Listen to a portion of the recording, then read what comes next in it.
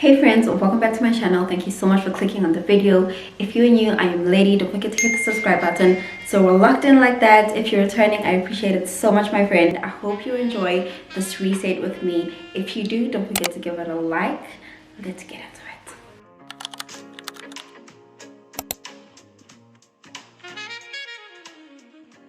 First on my reset routine to-do list is my closet and vanity table. My vanity table actually doubles for a task desk, so it naturally collects more clutter than other surfaces in my space. I tend to leave my journals, makeup tools, hairbrushes on there, and even with putting things away as a daily habit, they usually are things that collect on the table constantly. So I'm starting there with decluttering, putting things where they belong, and then going in with a multi-purpose surface cleaner and some paper towels. Surprisingly, the rest of my closet is actually in good, tidy shape. I just have to clean the carpet because of its texture and color. It's white, so just looking at it, I start thinking it's dirty. But I also took the time I'd have otherwise used tidying up my clothes to clean up the nooks and remove the dust that collects on the wall with the vacuum. And I did the same thing in my bedroom for the wall, my bedside table corners, and the bed surrounds. Number 2 on my cleaning agenda is undressing the bed to wash the linen. I do not wash my mattress protector as often as I do the sheets and pillow covers, so I'm just taking the essentials in for a wash. That is the sheets themselves and the pillow covers, because a lot more dirt collects on there. Now that I feel like there is some direction in this cleaning process, I'm getting a little candle going for a little ambience, and I am going to go on ahead and use a bed mist for the linen on clean sheets and redress the bed. I am quite liberal with the spray mist because while it is scented, this is hours and hours before I actually have to go to bed. So by the time I tuck in, the fragrance is not going to be overpowering on me. I'm not even going to smell it by the time I go to bed. I love making my bed feel cozy and look pretty. It's my favorite part of morning routines, and doing it as part of a reset is definitely a no-brainer.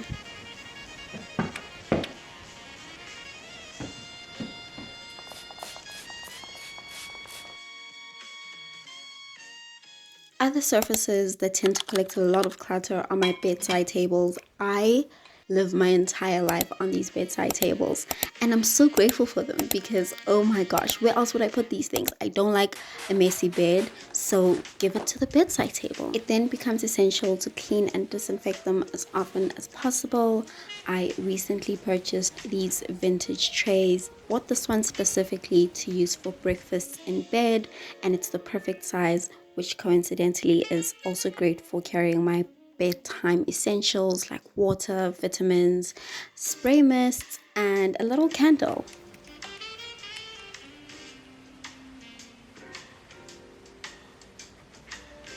It is officially the time of year where those vampiric bugs go crazy, so this Raid electrical plug-in thing is a literal lifesaver.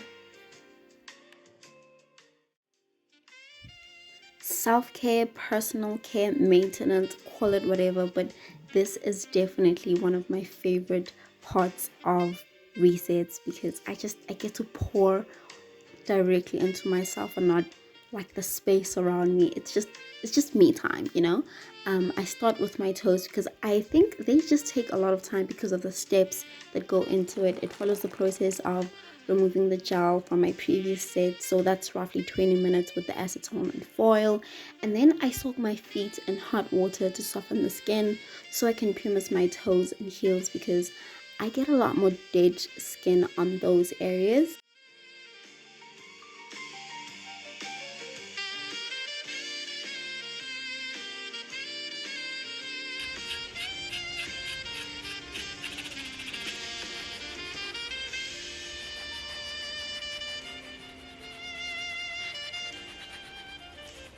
The gel application is straightforward for both my toes and hands, and I haven't really changed it from the last time I did my reset routine for YouTube. The only two products I have added or substituted are the base coat and the color hue. It's like the rubberized thing that gives the nails more weight. I changed mine out because the one I used previously was more pink and I wanted something more muted, more pale, and would complement my nails. Like you'll see later on, like in a few seconds, that my nail color still looks very muted and you can see the different parts of my nail. So my nails look natural, which is the whole point of growing natural nails, so that I can wear them as naturally as I possibly can.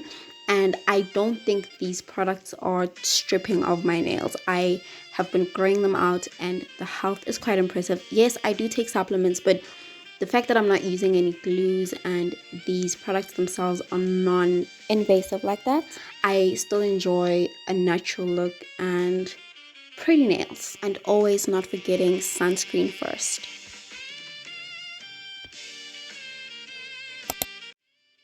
Using Got2b hairspray, blasting freeze, and hair gel, I put my hair up in a ponytail and it was putting my big forehead on blast. And I also used braiding hair from Expression to achieve the curly look at the back. I just braided it up, boiled it, and then undid it to get the texture of the long ponytail as an extension. The last thing I did were my lashes. I tend to follow a very cat eye inspired look by putting longer extensions on the outsides.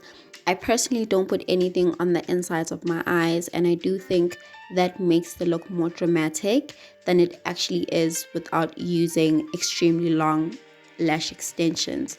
And because I had done my skincare already, I just removed the oils from my eyes, dried it up, and continued to apply. I like my lashes to last longer than a few days, so I am diligent in the drying and sealing. If you are a yanker, don't bother yourself by putting the sealants because you're going to yank your actual lashes off. And I follow due process because, like I said, I like my lashes to last a little long, so I will dry my lashes and put on the sealant and let it dry off as long as I possibly can.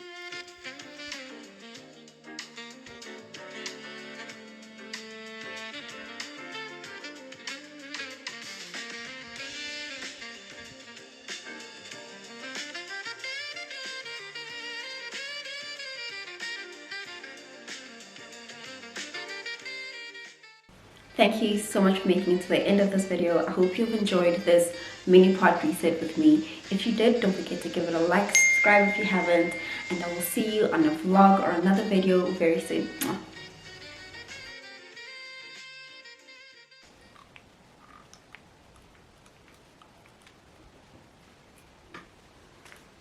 Oh, please.